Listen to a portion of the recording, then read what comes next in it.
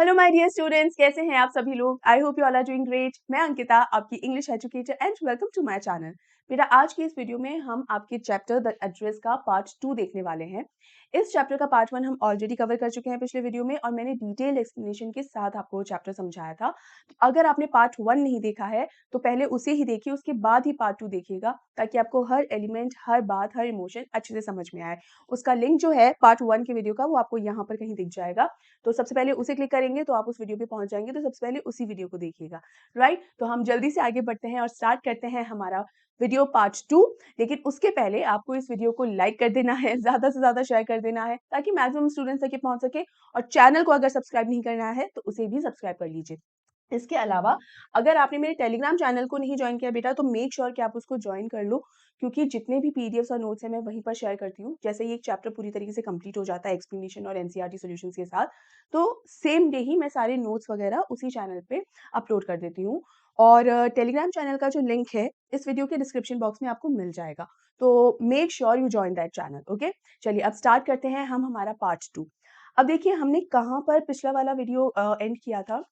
Mrs S की जो daughter है, जब वो मिसेस डॉर्लिंग के यहाँ जाती है अपनी मदर का सामान लेने के लिए, जो पोजेशंस थे उसकी मदर के, जब वो वापस लेने के लिए जाती है तो मिसेस डॉर्लिंग जो है वो बिल्कुल भी वेलकमिंग नहीं होती। इनफैक्ट कहीं ना कहीं उसका एटीट्यूड ये रहता है कि ये कहाँ से आ गई है, वो सामान तो मैं यही मानकर चल रही थी कि मेरा है, लाइफ टाइम मेरे पास ही रहेगा, वापस उसको लेने के लिए ये कहाँ से आ गई है। So she was not welcoming at all, she was quite rude, impolite. तो इसलिए हताश होके ये जो डॉटर है वो वापस लौट रही थी, कि मैं इतनी उम्मीद के साथ जहाँ आई थी, जहाँ मुझे पूरा भरोसा था कि मिसेस डॉर्लिंग जो है वो सामान वापस कर देंगी, वहां से तो मुझे साफ साफ रिफ्यूजल मिल गया। तो कहीं ना कहीं उसकी उम्मीद, भरोसा पूरा टूट गया था। लेकिन जब वो वापस फ्लैशबैक में जाने लगी, पुरानी चीजें याद करने लगी, और जब उसको एहसास हुआ कि वो सारा सामान जो है उसकी मदर के लिए कितना ज्यादा इम्पोर्टेंट है, तो उसे लगा कि मुझे एक ट्राई तो और करना बनता ही है। मतलब मिसेस डॉर्लिंग ने मुझे मना कर दिया कि मेरे पास टाइम नहीं है, बाद में कभी बात करेंगे, अगर उसने मुझे रिफ्यूज ऐसा कर दिया है, तो इसका मतलब ये तो नहीं है ना कि मैं हताश हो जाऊं और मैं लौट जाऊं। नहीं, एक और ट्राई तो करना बनता ही बनता है। तो इसी उम्मीद में एक बार फिर से ये डॉटर जो है मिसेस डॉर्लिंग के यहाँ जाती है। और इस बार जिस इंसान ने दरवाजा खोला वो मिसेस डॉर्लिंग नहीं थी। इनफैक्ट मिसेस डॉर्लिंग की 15-year-old डॉटर है, एक 15 साल की बच्ची ने दरवाजा खोला। और जब कन्वर्सेशन हुआ तो पता चला कि मिसेस डॉर्लिंग जो है वो घर पर नहीं है, my mother's doing an errand, कि भाई पास में ही कहीं पर गई हुई है। तो जो सबसे बड़ी एक रुकावट थी ना इस डॉटर के आगे, कि वो तो घर में ही एंटर नहीं लेने दे रही थी, वो रुकावट अब नहीं थी। तो कहीं ना कहीं ये इस डॉटर के लिए एक बहुत बड़ी अपॉर्चुनिटी की तरह है कि फाइनली मुझे शायद अब यहाँ घर में जाने को मिलेगा। तो जैसे ही यहाँ पर पता चलता है ना इस डॉटर को कि मिसेस डॉर्लिंग घर पर नहीं है, तो वो क्या जवाब देती है 15-year-old को? नो मैटर, कि कोई बात नहीं, I said I will wait for her, कि अगर घर पर नहीं है तो कोई बात नहीं, मैं तुम्हारी मदर का यहाँ वेट करूंगी। जैसे ही डॉटर ये बात कहती है, this 15-year-old girl, she welcomes her. तो बेटा एक चीज ध्यान रखना, जब मैं बोल रही हूँ 15-year-old गर्ल, 15-year-old गर्ल की बात जब कर रही हूँ, तो ये कौन है? डॉटर ऑफ मिसेस डॉर्लिंग्स, ठीक है ना। कभी भी कंफ्यूज मत हो जाना, कि क्योंकि दोनों डॉटर ही हैं, तो ये मत कंफ्यूज हो जाना कि कौन सी वाली डॉटर कौन सी है, ठीक है। तो 15-year-old की जब बात कर रही हूँ तो मतलब है वो डॉटर ऑफ मिसेस डॉर्लिंग। और जब मैं बात कर रही हूँ सिर्फ डॉटर, जब मैं बोल रही हूँ, ठीक है, जब सिर्फ डॉटर बोल रही हूँ तो वो किसकी डॉटर है? मिसेस एस की डॉटर है, ठीक है। इस चीज को हमेशा ध्यान रखिएगा। राइट, अब जब ये जो डॉटर है इस घर में एंट्री लेती है, तब उसको क्या क्या नजर आता है, कौन कौन सा सामान उसको नजर आता है, कहाँ पर और किस ढंग से वो सामान रखा हुआ है, उसकी पुरानी सारी यादें एक झटके में उसके सामने आ जाती हैं। और हर सामान को देखकर वो नॉस्टैल्जिक हो रही है। तो यहाँ इससे एक चीज और पता चलती है कि one of the theme of this chapter is nostalgia, मतलब because she was being nostalgic at this moment। ठीक है, तो देखिए, I followed the girl along the passage. An old-fashioned iron Hanukkah candle holder hung next to a mirror. We never used it because it was much more cumbersome than a single candlestick. अब जैसे ही वो passage के through, जो gallery सी होती है, उस passage के through जब जा रही होती है, जो सबसे पहली चीज इस डॉटर को नजर आती है वो क्या नजर आती है? हनुका। बेटा हनुका होता क्या है? देखिए ये जो पिक्चर है, दिस इज हनुका। एक तरीके से कैंडल स्टैंड ही होता है, ये कैंडल होल्डर ही होता है, बट ये सिंगल कैंडल ही मल्टीपल कैंडल्स को होल्ड करता है। तो ये कहती है कि अरे! ये तो वही कैंडल होल्डर है, वही हनुका है, लेकिन हमने इस हनुका को कभी भी यूज़ नहीं किया ज़्यादा। क्यों यूज़ नहीं किया? Because it was so cumbersome to use it. Cumbersome मतलब बहुत ही ज़्यादा ना ट्रबलसम था, बहुत ही ज़्यादा मुश्किल था। क्योंकि जब एक सिंगल कैंडल होल्डर को जब आप यूज़ करते हो ना, तो it's very easy to use it. लेकिन जब बहुत सारी कैंडल्स अगर आपको यूज़ करनी है ना, तो पहली वाली कैंडल जलाना जब आप शुरू करते हो, लास्ट कैंडल तक पहुँचते हो ना, तो पहली वाली कैंडल ना आधी जल चुकी होती है। ये होता है। तो इसलिए ना it's not that easy to handle such a big candle holder यानी हनुका। तो उसको देखकर कहती है मतलब देखो कैसे मेमोरीज़ किस तरह से रिफ्लेक्ट हो रही है, उस चीज़ों से जुड़ी हुई जो यादें हैं, जो बातें तक हैं या कोई सोच भी जब जुड़ी रहती थी उन चीज़ों से रिलेटेड तो वो सोच तक उसको ख़्याल आ रहा है कि अरे ये तो वही हनुका है, ये हमारे पास था और इस हनुका को हम ज़्यादा यूज़ नहीं करते थे क्योंकि इसको यूज़ करना बहुत ही ज़्यादा मुश्किल होता था। देखो, अपने आप नेचुरली ये सारी बातें उसके दिमाग में वापस आ रही हैं, वो ऐसे कोई पर्पसली नहीं सोच रही है इन सब चीज़ों के बारे में। ठीक है, आगे देखो "Won't you sit down?" asked the girl. She held open the door of the living room and I went inside past her. I stopped, horrified. I was in a room I knew and did not know. This is a very important sentence, बेटा. जैसे-जैसे वो आगे बढ़ती रहती है, तो ये जो 15-year-old girl है, वो कहती है कि आप बैठना नहीं चाहेंगी क्या? तो जैसे ही डॉटर जब आगे बढ़ती है और एक रूम में एंटर होती है, उस रूम को जब वो देखती है वो डॉटर, तो ऐसा कहता है लगता है उसको कि जैसे ये पूरा रूम वो ऑलरेडी जानती भी है और नहीं भी जानती। देखिए जानती तो इसलिए नहीं है क्योंकि पहली बार ये इस रूम में आई है, तो इसको नहीं मालूम है इस कमरे के बारे में कि कैसा कमरा है, क्या कमरा है, कितना बड़ा छोटा है। She knows nothing about this room but जितनी भी चीज़ें इस कमरे में मौजूद थी, वो उन चीज़ों को पहचानती थी। She was familiar with each and every object. क्योंकि वो जो ऑब्जेक्ट्स थे या वो जो चीज़ें थी, वो सिर्फ़ सामान नहीं था, वो उसकी मदर का पॉज़ेशन था, उसकी मदर की चीज़ें थी, इनफैक्ट वो चीज़ें थी जिसके साथ इस डॉटर का बचपन बीता है। तो वो हर एक सामान को पहचानती थी, उसके लिए वो सामान नया नहीं था, राइट? वो रूम नया था। So that's why she was not familiar with the room, but she was familiar with each and every piece in that room, right? चलिए आगे। I found myself in the midst of things I did want to see again, but which oppressed me in the strange atmosphere. Or because of the tasteless way everything was arranged, because of the ugly furniture or the muggy smell that hung there. I don't know, but I scarcely dared to look around me. अब देखिए यहाँ ये जो paragraph है ना बेटा, it is one of the most important paragraphs. ऐसा क्यों? क्योंकि इस पैराग्राफ में आपको पता चलेगा कि ये जो डॉटर है वो किन इमोशंस से गुजर रही है और उसका मेंटल स्टेट क्या है यहाँ पर। जिस सामान को लेने के लिए वो इतनी दूर से वापस लौट कर आई है और जहाँ वापस लौट कर आने के लिए इस लड़की को, इस डॉटर को अपने अंदर एक हिम्मत बाँधनी पड़ी थी। क्यों? क्योंकि आसान नहीं था इस जगह पर वापस लौट कर आना। ये वो जगह थी जहाँ पर वो अपनी मर्ज़ी से नहीं, इनफैक्ट नाज़ीज़ की वजह से या जो टॉर्चर हो सकता था, मतलब एक ऐसे सर्कमस्टेंस की वजह से भाग कर गई थी जिसकी वजह से वापस लौट कर आना इम्पॉसिबल था ऑलमोस्ट, राइट? तो इतना आसान नहीं था इस डॉटर के लिए। ये सारी चीज़ें मैंने आपको पिछले वीडियो में पार्ट 1 के वीडियो में अच्छे से समझाया है, इसलिए भी मैं आपको बोल रही हूँ कि उसको नहीं देखा है तो देख लीजिएगा। आसान नहीं था लेकिन वो फिर भी लौट कर आई, क्यों? क्योंकि उसे अपनी मदर का ये सारा सामान चाहिए था, एक कनेक्शन है इस सामान के साथ, अटैचमेंट है, तो सामान वापस चाहिए था। जिस जगह ये सामान रखा है, उस जगह का एड्रेस इतने सालों तक इसने अपने दिमाग में रखा है, इसे याद रखा है कि मैं भूलूँगी नहीं इस एड्रेस को। तो आप देखिए कि कितनी सारी इंटेंशंस जुड़ी हुई हैं इन सब चीज़ों के साथ। उसके बावजूद भी जब वो इस सारे सामान को देखती है, तो देखा जाए तो उसे इमोशनल हो जाना चाहिए था। देखा जाए तो उसको अरे फाइनली, फाइनली मुझे मेरी मम्मी का सारा सामान अब मिल जाएगा। ऐसा कुछ उसको फ़ील करना चाहिए था। But was she feeling like so? No, she wasn't. In fact वो सारे सामान को देखकर बिल्कुल भी खुश नहीं होती क्योंकि जिस हालत में ये सामान रखा हुआ था, वो हालत देखकर इसको बहुत बुरा लगता है। किस तरीके की हालत होती है कि the tasteless way everything was arranged. कि भाई देखा जाए तो जब भी हम कोई डेकोरेटिव पीस लेकर आते हैं घर में, कोई भी सजावट का सामान लेकर आते हैं या कुछ भी चीज़ खरीद कर लेकर आते हैं, तो हम हमारे घर में उसको इस तरीके से रखते हैं कि वो सुंदर लगे। होता है ना कि हम एक छोटा-सा पॉट भी अगर लेकर आओगे तो हम यहाँ इस कॉर्नर में रखें, यहाँ अच्छा लग रहा है क्या? नहीं, नहीं, यहाँ नहीं, वहाँ रखें, अरे हाँ, ये तो वहाँ ज़्यादा अच्छा लग रहा है। इनफैक्ट हम पेड़-पौधे भी लगाते हैं, तो हम ये देखते हैं कि यहाँ पर कौन-सा पौधा आना चाहिए, यहाँ पर किस तरीके से हमको क्या उगाना चाहिए, है कि नहीं? हर चीज़ हम ना सोचते हैं ताकि हमारा घर जो होता है ना, वो हमारा सबसे ज़्यादा कंफर्टेबल एंड मोस्ट ब्यूटीफुल और सबसे ज़्यादा अटैच्ड होते हैं हम उससे। तो कितना अच्छा हम उसे कितना सुंदर हम बना सकें, हम उसकी कोशिश करते हैं, राइट? लेकिन इस घर में जितना भी सामान था ना इस डॉटर का, वो इस तरीके से बस रखा हुआ था, पड़ा हुआ था।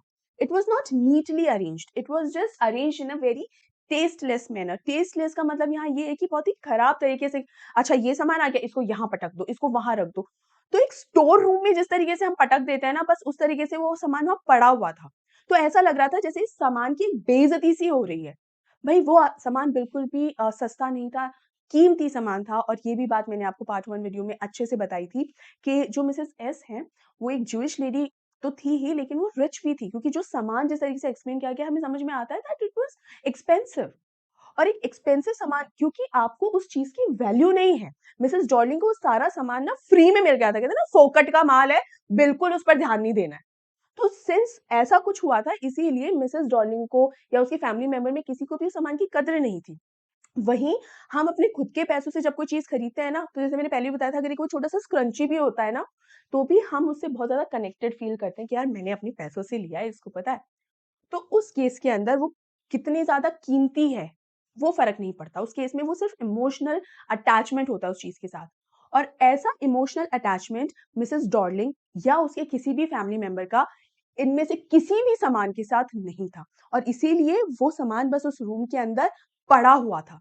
और ये देखकर मिसेज़ एस की डॉटर को बिल्कुल अच्छा नहीं लगा। In fact she was feeling bad about it कि मतलब सिर्फ़ इंसानों की ही दुर्गति नहीं हुई है उस दौरान, सामान की भी दुर्गति हुई है। दुर्गति ऐज़ इन के उसने भी मुश्किलात देखा है, राइट? इसके अलावा the muggy smell that hung there, muggy smell again, जब कोई चीज़ क्लीन नहीं होती है ना, जो जगह साफ नहीं होती है, या एक रूम में ना वेंटिलेशन होने की भी ज़रूरत होती है, हवा क्रॉस, मतलब एक क्रॉस वेंटिलेशन होना चाहिए, धूप भी आनी चाहिए, ऐसा कुछ भी नहीं था उस रूम में, एकदम सब कुछ इस तरह से घुटा हुआ-सा रखा हुआ था। तो एक ना सीलन की सी या एक बासी-सी एक महक सी आती है, वो वैसी ही जो महक सी वहाँ आ रही थी, and this daughter is not feeling good about it कि हल्की-सी बदबू सी आ रही है, और इस तरीके से सामान रखा हुआ है, तो she wasn't feeling good about it, right? इसके बाद the girl moved a chair, I sat down and stared at the woollen table cloth, I rubbed it, my fingers grew warm from rubbing, I followed the lines of the pattern, somewhere on the edge there should be a burn mark that had never been repaired. अब ये देखिए, ये है पुरानी यादें, वो precious time जो इस बच्ची ने, इस डॉटर ने इन सामान के साथ बिताया है, ना चाहते भी। सामान जिस तरह से रखा हुआ है, ये बात बिल्कुल अच्छी नहीं लग रही है इस डॉटर को। स्टिल अब जो इमोशंस हैं वो तो बाहर निकलेंगे ही ना। तो क्या होता है, ये जो 15 ईयर ओल्ड होती है ना, उसने एक चेयर खींची कि आप प्लीज़ यहाँ बैठिए। अब आप देखिए मिसेज़ डॉर्लिंग जो है वो बिल्कुल भी वेलकमिंग नहीं थी, लेकिन ये 15 ईयर ओल्ड वो कितना वेलकमिंग भी है, कितना पोलाइट भी है, और कितने अच्छे से उसे वेलकम करा है उसने घर पे, और बैठा रही है कि प्लीज़ आप बैठिए, and she is very young, she is just a teenager. तो इतने अच्छे से उसको बैठाती है, तो जहाँ ये डॉटर बैठती है ना, वो जो टी टेबल होता है उस पर एक वूलन क्लॉथ, कपड़ा बिछा हुआ होता है। और उस कपड़े को देखते ही कोई सरप्राइज़ नहीं आता उसको, अरे! ये तो वही वाला टेबल क्लॉथ है, नो ऐसा कुछ नहीं। इतना नेचुरल रिएक्शन निकलता है कि देखिए, ये एक और चीज़ जो मेरे बचपन की याद समेटे हुए है। और उस टेबल क्लॉथ पे कब उसका हाथ अपने आप उठ जाता है, कब उस टेबल क्लॉथ पर चला जाता है, इस डॉटर को खुद भी पता नहीं चलता, और वो नोइंगली, अननोइंगली अपने आप उस पर कुछ ढूँढने लगती है। और वो क्या ढूँढने लगती है, एक बर्न मार्क ढूँढने लगती है, जला हुआ, कि कभी जल गया होगा ये क्लॉथ, तो उस जले हुए को वो ढूँढ रही है कि कहीं पर होगा। क्योंकि बचपन में ऐसा हुआ था कि ये जो कपड़ा है वो जल गया था, और अनइंटेंशनली, मतलब उसने जानबूझ के सोच कर नहीं किया ये काम, बहुत नेचुरली ऐसा हुआ कि वो उसे ढूँढने लगी, right? My mother will be back soon said the girl, I have already made tea for her, will you have a cup? तो ये जो 15 ईयर ओल्ड है, वो क्या कहती है? ये जो डॉटर है वो तो पूरी तरह उस कपड़े के अंदर वो बर्न मार्क ढूँढने में खोई हुई है। और तभी ये 15 ईयर ओल्ड कहती है कि मेरी मम्मी जो है वो भी थोड़ी देर में आ ही जाएगी, और मैंने उनके लिए चाय बनाई है। क्या आप भी 1 कप पीना चाहेंगी चाय? Thank you. तो यहाँ थैंक यू का मतलब है कि वो कंसेंट देती है कि हाँ, मैं भी पी लूँगी। I looked up, the girl put cups ready on the tea table. She had a broad bag, just like her mother.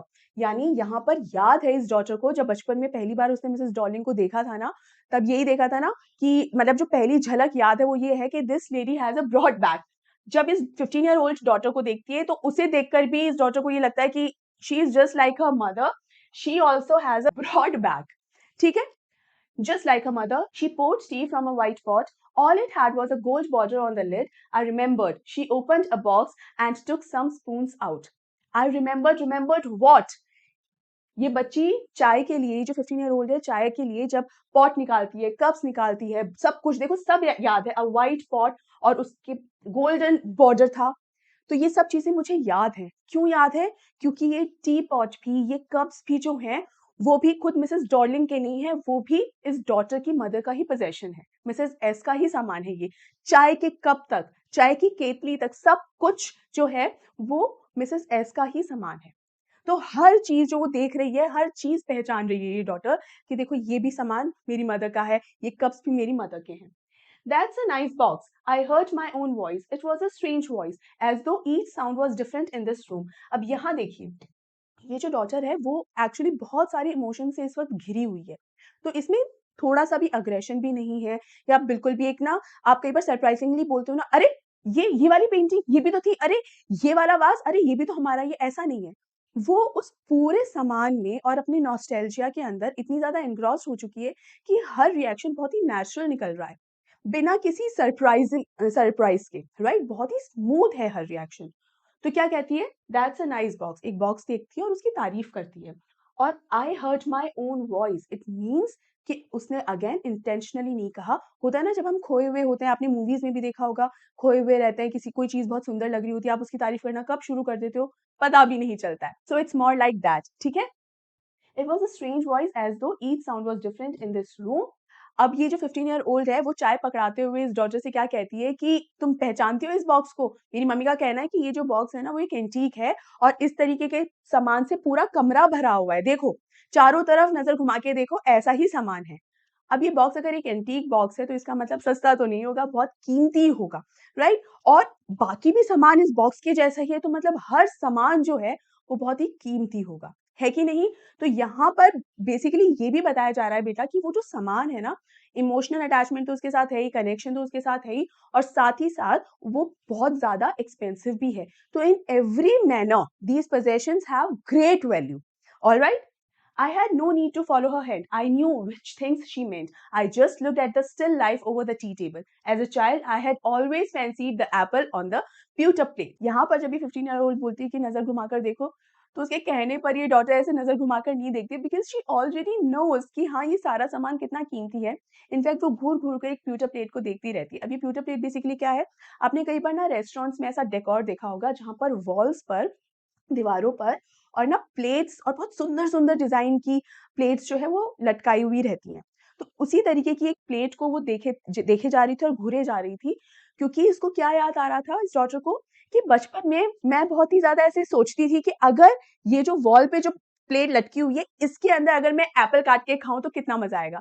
ये ना बच्चों को ना, मेरे ख्याल से कई बार बड़ों को भी लगता होगा, बट कई बार कुछ सामान होता है ना जो डेकोरेटिव सामान होता है, उसको ना यूज़ करने में बड़ा मज़ा आता है। जैसे कई बार ना छोटे-छोटे कप्स वाली ट्रॉफी मिलती है, ठीक है? मतलब एक्चुअल में ट्रॉफी नहीं होती है, बट एज़ एन अवार्ड आपको ना कप मिलता है, तो कई बार मन करता है कि इसी कप में, अरे ये तो मेरा कप है, उसी कप के अंदर आपको पानी पीना है, उसमें ही आपको चाय-कॉफ़ी पीनी होती है। तो बच्चों में ना इस तरीके की हरकत करने की एक्साइटमेंट ना हमेशा रहती है। तो ऐसी ही एक चीज़ ना ये यहाँ पर याद कर रही है खुद से रिलेटेड कि मेरा ना इस फ्यूचर प्लेट के अंदर एप्पल खाने का बड़ा मन किया करता था। We use it for everything, she said. Once we even ate off the plates hanging there on the wall. I wanted to so much, but it wasn't anything special. अभी जो 15 ईयर ओल्ड क्या कहती है कि हम इन plates को हर चीज के लिए यूज करते हैं। पहले क्योंकि वो वॉल्स पे लटकी रहती थी तो हमारा बड़ा मन करता था कि अरे यार इस पे भी खाना खाते हैं ना। तो एक बार वॉल्स से हमने इस प्लेट को उतारा और हमने उसमें खाना खाया, क्योंकि मैं बहुत ज्यादा इन प्लेट्स को खाने के लिए यूज करना चाहती थी। बट जब हमने खाना खाया तो हमें कुछ भी वो स्पेशल नहीं लगा। मतलब यहाँ पे 15 ईयर ओल्ड ये कहना चाह रही है कि इस प्लेट को उतार के हमने खाना इसमें सिर्फ इसलिए खाया था क्योंकि मुझे लगता था पता नहीं इस प्लेट में खाना खाऊंगी तो न जाने क्या ही स्पेशल लगेगा, अलग लगेगा। लेकिन जब खाया तो ऐसा कुछ भी डिफरेंट नहीं लगा। अब इस मतलब देखा जाए तो इसकी नज़र में ये जो 15 ईयर ओल्ड है या मिसेस डॉर्लिंग है, उनकी नज़र में अब इस प्लेट की कोई वैल्यू नहीं रही। पहले ज़रूर वैल्यू थी कि ये प्लेट्स हैं, देखो इसको डेकोर के लिए यहाँ वॉल्स पे लगा दो। लेकिन जब खाना खाया और स्पेशल नहीं लगा तो इनके हिसाब से क्या हो गया, खाना तो स्पेशल लगा नहीं, तो ये प्लेट भी क्या ही स्पेशल है, तो इसको यही टेबल पे ही रख दो बस। मतलब ये कोई स्पेशल नहीं है। तो यहाँ पर बात सिर्फ इतनी हो रही है कि जो कोई भी सामान होता है ना बेटा, उसकी जो वैल्यू होती है, उसका ओनर जो उसकी वैल्यू करता है, वही उसकी वैल्यू हो जाती है। होता है ना, जैसे कई बार कोई छोटी-सी चीज़ है, let's say again rubber band ही है, वो रबर बैंड को भी कई बार बड़ा ध्यान से रखा जाता है तो उसकी वैल्यू बढ़ जाती है। एज़ इफ कि जैसे कोई वो हीरा मोती है, लेकिन कई बार हीरे मोती को भी आप ध्यान से नहीं रखते कि हाँ, बस एक ऑब्जेक्ट जैसे यूज़ आप करते हो, तो it's not about the money all the time, it's about कि आपकी नज़र में उस चीज़ की कितनी कद्र है। और मिसेस डॉर्निंग और उसके फैमिली मेंबर्स की नज़र में ये सारे एंटीक पीसेस जो है ना, उनकी कोई कद्र नहीं है, कोई वैल्यू नहीं है, और इन प्लेट्स को जिस तरीके से यूज़ कर रहे हैं ना ये लोग, उससे ये बात एकदम क्लियर हो जाती है, एकदम साफ हो जाती है कि इनकी नज़र में इस सामान की कोई खास वैल्यू नहीं है, right? I had found the burn mark on the table cloth, the girl looked questioningly at me. अब यहाँ पर ये तो जो डॉटर है वो बर्न मार्क तो ढूँढ ही रही होती है, उसको मिल भी जाता है। अब ये डॉटर तो पहले से ही जानती है ना कि भई इस पे एक बर्न मार्क था, और उसी को ही वो इंटेंशनली ढूँढ रही होती है कि हाँ, भई बर्न मार्क है, कहाँ है, कहाँ है? लेकिन ये जो 15 ईयर ओल्ड है ना, वो एकदम क्वेश्चनिंगली इसको घूरने लग जाती है कि इस बर्न मार्क है, ये बात इस लड़की को कैसे मालूम? ये कैसे जानती है कि ये जो कपड़ा है वो कहीं से जला हुआ है? How does she know? Now क्यों देखती है questioningly? Because this 15 year old, she has no idea who this girl is. इसको कुछ नहीं पता है, इसको मिसेस एस के बारे में कुछ नहीं पता है, उसकी डॉटर के बारे में कुछ नहीं मालूम है, तो शी हैज़ नो आइडिया, और इसीलिए उसको इतना ज़्यादा कन्फ्यूज़ और डाउटफुल होकर देखती रहती है कि इसको इस बर्न मार्क के बारे में कैसे पता? Yes, I said. You get so used to touching all these lovely things in the house, you hardly look at them anymore. You only notice when something is missing because it has to be repaired or because you have lent it, for example. अब इसका मतलब यहाँ ये जो daughter है वो क्या कहती है कि हाँ, ये बात बिल्कुल सही है। हाँ, किस चीज़ के रिएक्शन में कहती है? बर्न मार्क के रिएक्शन में नहीं, क्योंकि बर्न मार्क को लेकर, उस टेबल क्लॉथ को लेकर कोई कन्वर्सेशन नहीं हुआ है। लास्ट कन्वर्सेशन जो हुआ था वो किस चीज़ को लेकर हुआ था? pewter प्लेट्स को लेकर। तो उस pewter प्लेट्स को लेकर ही वो जवाब क्या देती है कि हाँ, बिल्कुल सही बात है। जब भी कोई सामान हमारे घर में होता है तो हम उस सामान के ना हैबिचुअल हो जाते हैं। वो सामान चाहे कितना भी कीमती हो, कितना भी ज़्यादा एक्सपेंसिव हो, हम रोज़ उस सामान को देखते हैं ना, तो हम इतना ज़्यादा आदी हो जाते हैं उस सामान के लिए कि हमारे नज़र में वो सामान की कोई अलग से ख़ासियत नहीं रहती। वो सामान हमारे लिए कोई अलग से स्पेशल नहीं हो जाता है। तब तक वो सामान हमारे लिए स्पेशल नहीं होता, या तब तक हम उस सामान पर ख़ास नज़र नहीं डालते, जब तक या तो वो सामान खो ना जाए, है ना? या फिर उस सामान में कोई रिपेयरिंग का काम आ जाए, है ना? कि भई ये सामान में कुछ टूट-फूट गया है, तो इसको हमने रिपेयर करने के लिए दे रखा है। मतलब बात यहाँ ये है कि जब तक वो सामान हमारे पास है, हम उसको यूज़ कर रहे हैं, तब तक हम उसकी कदर नहीं करते। किसी भी तरीके से अगर वो सामान हमसे दूर हो जाए ना, तब हमें उसकी याद आती है। And this is how we people, we humans behave, कि कोई चीज़ पास में है तब उसकी कदर नहीं होती, उसकी दूर जाने पर हमें फिर उसकी याद आती है, अरे ऐसा सामान था, वैसे सामान था। और ये चीज़ इस डॉटर को कैसे रियलाइज़ हो रही है? क्योंकि ये जितनी भी सारी एंटीक चीज़ें हैं ना, एक समय पर ये सारी चीज़ें जो थी, वो इसी के घर में थी, वो रोज़ इन्हें देखती थी। उसने कभी नहीं सोचा था कि ये चीज़ें कभी उससे दूर हो जाएँगी, और दूर होने के बाद जब वापस वो इन चीज़ों को देखेगी तो इतना ज़्यादा नॉस्टैल्जिक होगी और इतने सारे इमोशंस से वो गुज़रेगी, right? Again, I heard the unnatural sound of my voice and I went on. I remember my mother once asked me if I would help her polish the silver. It was a very long time ago and I was probably bored that day, or perhaps I had to stay at home because I was ill, as she had never asked me before. I asked her which silver she meant, and she replied, surprised, that it was the spoons, forks, and knives, of course. And that was the strange thing. I didn't know the cutlery we ate off every day was silver. अब यहाँ और मज़ेदार चीज़ क्या होती है, फिर से ये जब डॉटर बात करने लगती है, तो किस हिसाब से बात करती है? Unnatural sound of my voice, क्योंकि अभी भी वो अपनी उन सारी इमोशंस में पूरी तरीके से डूबी हुई है, और कब उसके मुँह से ये सारी बातें निकल गई, उसे खुद भी नहीं पता।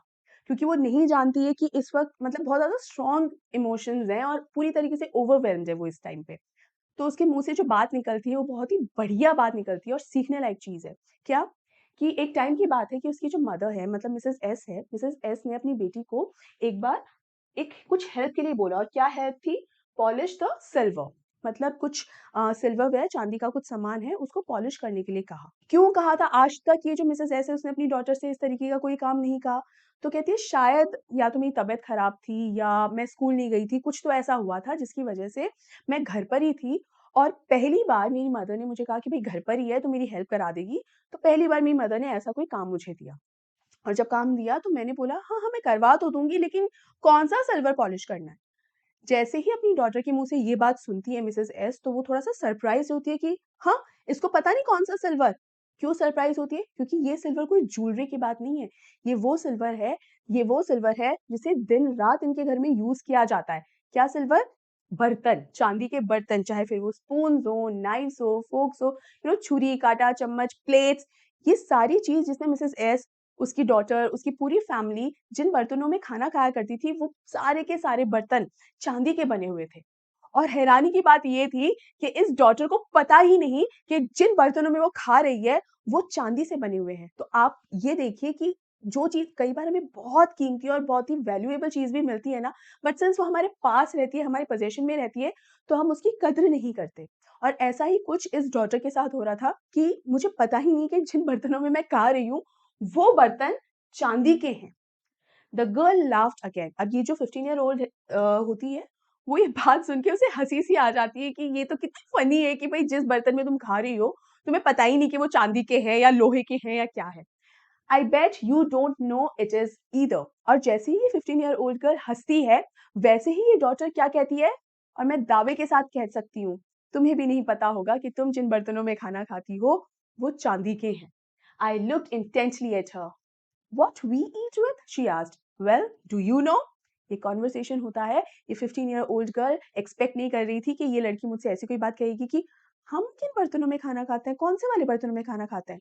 क्या तुम जानती हो कौन से बर्तनों में खाना खाती हो? यानी ये जो 15 ईयर ओल्ड गर्ल है, जिसके पास इतने समय से ये चांदी के बर्तन रहे हैं, उसको भी नहीं पता कि मेरे पास चांदी के बर्तन हैं। She hesitated. She walked to the sideboard and wanted to open a drawer. I look, it's in here. और उसी मोमेंट में वो साइड में जाके एक ड्रॉअर खोलती है, क्योंकि सारा सामान जो बर्तन है, चम्मच वगैरह, वो सब उसमें रखी हुई थी ड्रॉअर में। तो वो जाकर उस ड्रॉअर को खोलने लगती है कि मैं अभी चेक करूँगी कि भई वो सामान किस चीज़ का है। Again the value. जब आपके पास कोई चीज़ होती है, तब उसकी कदर इतनी नहीं करते हैं आप लोग जितनी आपको करनी चाहिए। तो इसीलिए कहा जाता है बेटा, कोई भी सामान हो, यहाँ पर तो चलो ये चांदी का सामान है, व्हाटएवर यू हैव, जो कुछ भी चीज़ आपके पास है, अगर आप चाहते हो कि आपको उससे भी बेहतर मिले, ये सोचना गलत नहीं है। आपको उसके लिए मेहनत करनी चाहिए कि नहीं, मुझे और बेटर चाहिए, और बेटर चाहिए, दैट इज़ एब्सोल्यूटली फाइन। उसके लिए आप मेहनत करो, आपको और बेटर मिलेगा भी। लेकिन और बेहतर चाहने के चक्कर के अंदर जो चीज़ आपके पास ऑलरेडी है, आप उसे अगर वैल्यू ना करो, दिस इज़ नॉट डन। बेहतर चाहना इज नॉट रॉन्ग, लेकिन जो आपके पास ऑलरेडी है, चाहे फिर वो कुछ भी चीज हो, ऑलवेज वैल्यू इट, ऑलवेज। कभी भी ये एटीट्यूड नहीं रखना चाहिए, अरे उसके पास तो इतनी अच्छी चीजें हैं, मेरे पास तो कितनी खराब और कितनी सस्ती सस्ती चीजें। नहीं, be thankful for what you have. हमेशा इस चीज के शुक्रगुजार रहिए, क्योंकि आप हमेशा अपने से बेहतर सिचुएशन में जो इंसान है, आप हमेशा उसकी तरफ देखते हैं। उन लोगों को भी देखिए जो आपसे खराब सिचुएशन में है, सिर्फ इसलिए ताकि आपके पास जो है आप उसकी वैल्यू कर सकें, आप उसकी कद्र कर सकें। हाँ, हमेशा बेहतर बनने की कोशिश कीजिए, आगे बढ़ने की कोशिश कीजिए, लेकिन जिस समय पर आपके पास जो भी चीज़ है, चाहे जैसी भी है, उसको वैल्यू कीजिए। Always, always, always value it. Okay? I jumped up. I was forgetting the time. I must catch my train. She had her hand on the drawer. Don't you want to wait for my mother? No, I must go. I walked to the door. The girl pulled the drawer open. I can find my own way. अब यहाँ पर जैसे ही वो लड़की drawer खोलने के लिए जाती है ना, देखने के लिए कि भाई सामान चांदी का ही है क्या, इतने में ही ये जो डॉटर है वो एकदम अचानक से उठती है कि अब मुझे जाना होगा। चाय-वाय कुछ नहीं पीती है। क्या कहती है, अब मुझे जाना होगा, मैं बहुत लेट हो रही हूँ, मैं अपनी जो ट्रेन है मिस कर दूँगी वरना। तो 15 ईयर ओल्ड बोलती है कि मेरी मदर बस आने वाली है, आप उनसे मिलेंगी नहीं क्या? नहीं, नहीं, मैं उनसे नहीं मिल पाऊँगी, अब मुझे जाना ही होगा। तो ये क्या कहती है डॉटर? डोंट वरी, मैं अपने आप चली जाऊँगी, मुझे पता है रास्ता कहाँ से है, मैं चली जाऊँगी। Don't worry, don't bother. As I walked down the passage, I heard the jingling of spoons and forks. अब जब वो वापस जा रही थी, अभी तक घर से बाहर नहीं निकली है ये डॉटर, वो जो पैसेज है ना जहाँ पर उसने हनुका देखा था, उस पैसेज से गुज़र रही थी और दरवाज़े तक पहुँच रही थी। उसी रास्ते में उसको अपने पीछे कुछ आवाज़ें सुनाई दी, और ये आवाज़ें क्या थी? बर्तनों की कुछ खड़कने की आवाज़ें। What does this suggest? It means कि जैसे ही ये डॉटर निकली, सबसे पहले उस 15 ईयर ओल्ड ने अगर कोई काम किया तो क्या? सबसे पहले वो ड्रॉवर खोली और उसमें सबसे पहले उसने वो बर्तन चेक किए। क्योंकि इसे भी नहीं पता था कि इतने सालों तक वो जिन बर्तनों में खाना खा रही थी, वो बर्तन एक्चुअली चांदी के हैं। तो अगेन जो ओनर था, मतलब जो मिसेज़ एस की जो डॉटर है, उसे भी बचपन में नहीं पता था कि वो चांदी के बर्तन में खाना खा रही है, और मिसेज़ डॉर्लिंग की इस बेटी को भी नहीं पता कि जो सामान उसके पास है, और वो भी जो फ्री में आया हुआ है सामान, वो चांदी का है, इतना वैल्यूएबल है, उसका उसे नहीं पता था। ठीक है? चलिए। At the corner of the road, I looked up at the nameplate, Marconi Street, it said. I had been at number 46. The address was correct, but now I didn't want to remember it anymore. And this is the most important paragraph, last paragraph of this chapter and most important. और क्या है ये? At the corner of the road I looked up. जैसे ही वो घर से बाहर निकली और एक कॉर्नर तक पहुंची, उसने फिर से इस घर को वापस देखा और क्या देखा कि बिल्कुल सही एड्रेस पर थी मैं. कौन सा एड्रेस है? मार्कोनी स्ट्रीट पर है वो, हाउस नंबर 46 पर है, मिसेस डॉर्लिंग के यहाँ है. ये वही एड्रेस है जिसे इतने सालों तक मैंने याद रखा है. बिल्कुल करेक्ट एड्रेस पर मैं आई इतने सालों बाद. But now I didn't want to remember. लेकिन जिस एड्रेस को मैंने इतने सालों तक याद रखा, जो एड्रेस मेरे लिए इतना ज्यादा इंपॉर्टेंट था, मैं अब इस एड्रेस को याद नहीं रखना चाहती हूँ. I wouldn't go back there because the objects that are linked in your memory with the familiar life of former times instantly lose their value.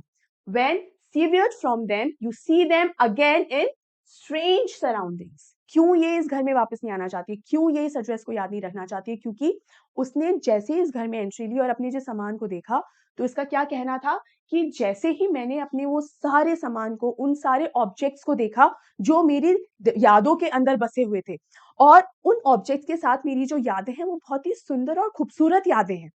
Farmer times मतलब जो पहले का जो टाइम है, मेरी बचपन की जो यादें जुड़ी हुई हैं, जो चाहे हनुका हो, चाहे वो फ्यूचर प्लेट हो, या बाकी, या वो जो टेबल क्लॉथ है, या वो एंटीक पीस हो जो बॉक्स था, जितना भी सामान था वो सारा सामान मैंने आज देखा, लेकिन मेरी यादों में तो वो हमेशा से ही था.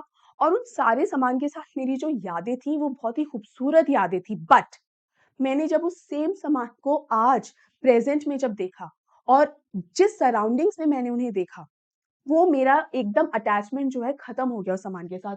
क्योंकि जिस तरीके से सामान को वहां पे रखा हुआ था, या ये कहें कि जिस तरीके से वो सामान वहां पड़ा हुआ था, इंस्टेंटली इस सामान ने अपनी पूरी वैल्यू खो दी. पैसों के मामले में लूज नहीं हुई, मॉनेटरी टर्म्स में या पैसे के मामले में ये वैल्यू कम नहीं हुई, क्योंकि ये जो सारा सामान है ना, ये सिर्फ सामान नहीं है, इस डॉटर का बचपन है, उसकी यादें हैं. लेकिन आज जब वो इस सामान को देख रही है, तो उसके अंदर वो सेम फीलिंग्स या वो सेम इमोशंस नहीं आ रहे. इनफैक्ट उसके अंदर एक दुख आता है. ये दुख क्यों आता है? इसको इस चीज से समझिए कि मान लीजिए कोई बहुत ही बड़ा और बहुत ही खूबसूरत बंगला है, उसके आगे बहुत सुंदर गार्डन है, हरी हरी घास है, एकदम भीनी भीनी सी खुशबू आती है फूलों की, हर तरफ ना सुंदर सुंदर पेड़ लगे हुए हैं, झूले भी लगे हुए हैं. हम ये सोचे तो कितना सुंदर लगता है.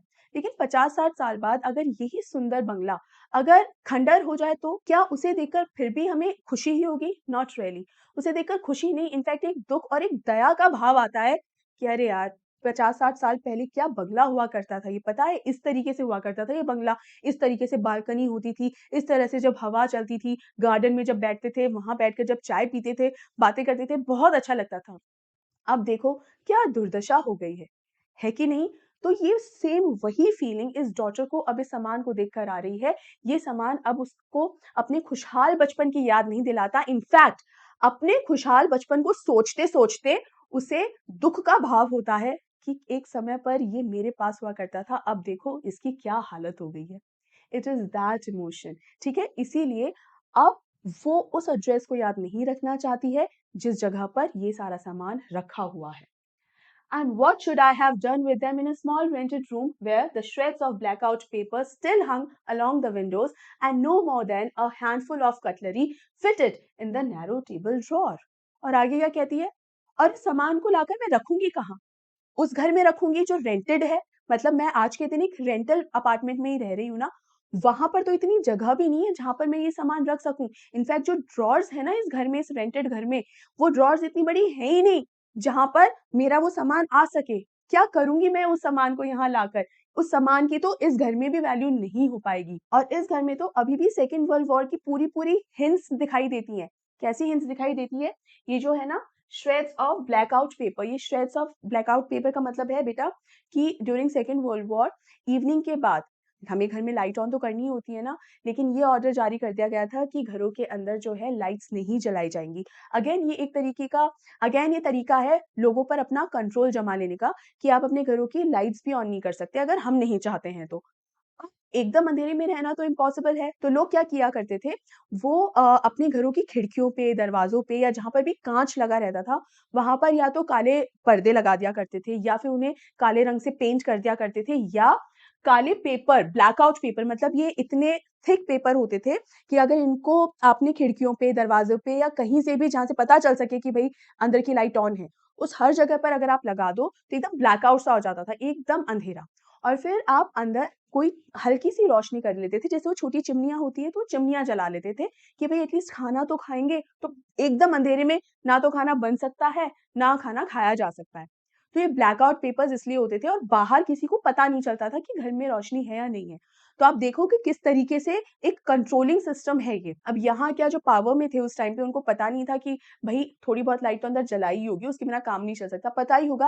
लेकिन देखिए क्या तरीका है लोगों को मेंटली मतलब दिमागी तौर से लोगों को अपने कंट्रोल में ले लेने का, कि देखो नहीं जला सकते हैं लाइट और जितनी जला रहे हैं, छुप-छुपा कर ही उन्हें वो लाइट जलानी पड़ेगी, है ना?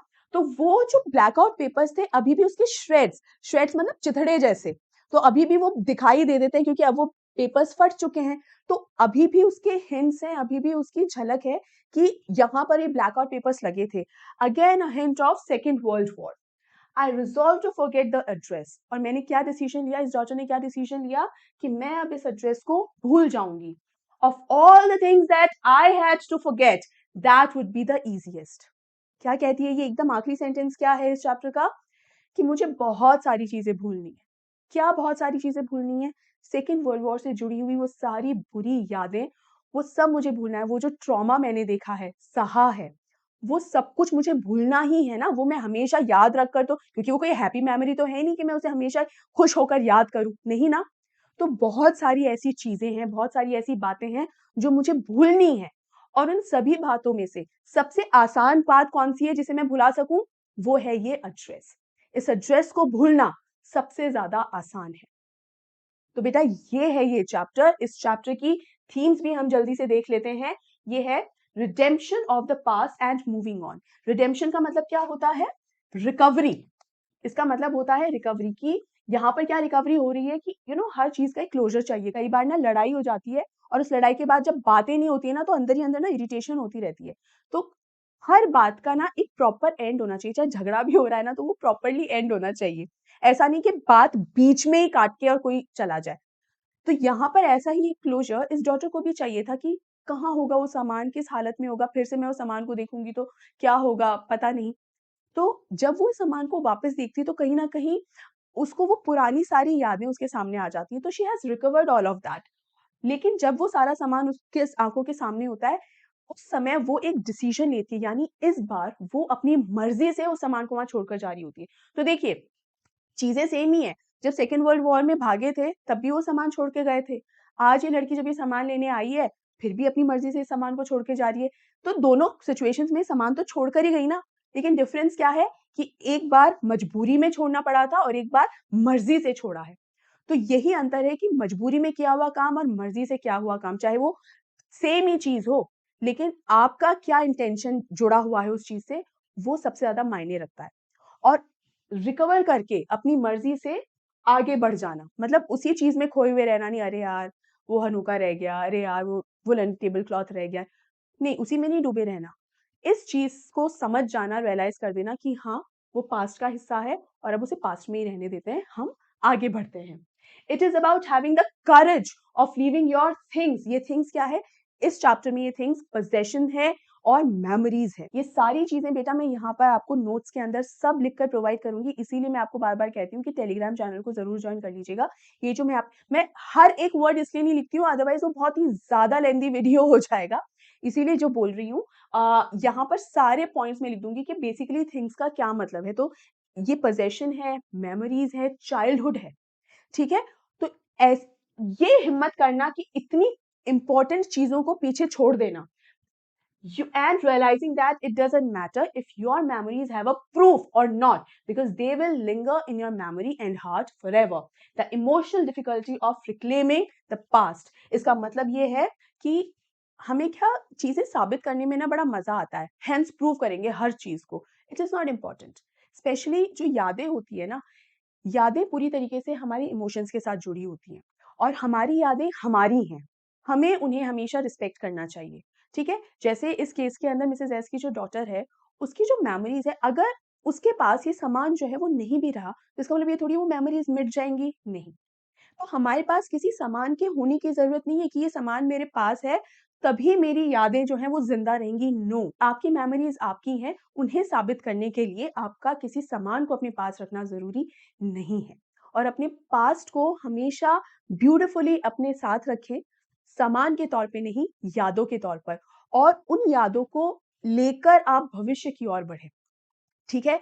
तो बेटा ये चीज़ हमेशा अपने साथ रखिए। मार्गा मिंको ने ये जो फ़िक्शनल कैरेक्टर्स हैं, मिसेज़ एस की डॉटर ख़ास तौर से जो कि प्रोटैगनिस्ट है इस चैप्टर में, तो यहाँ पर बहुत कुछ बहुत ब्यूटीफुल सिखाया है आप लोगों को। प्लीज़ उससे सीखिए और उसे समझिए, इनकॉर्पोरेट करने की कोशिश कीजिए, and trust me, eventually you will become a better person, right? तो बेटा इसी नोट पर हम आज इस वीडियो को यहाँ एंड करते हैं। अगले वीडियो में देखेंगे इस चैप्टर के एनसीईआरटी सॉल्यूशंस। इस चैप्टर में अगर कोई डाउट है तो मेक श्योर आप उसे पूछ लीजिए, कमेंट कर लीजिएगा, मैं आपको बता दूँगी, जो भी डाउट आपके होंगे तो क्लियर कर दूँगी। और ये वीडियो कैसा लगा, ये चैप्टर कैसा लगा, प्लीज़ वो भी मुझे ज़रूर से ज़रूर बताइएगा।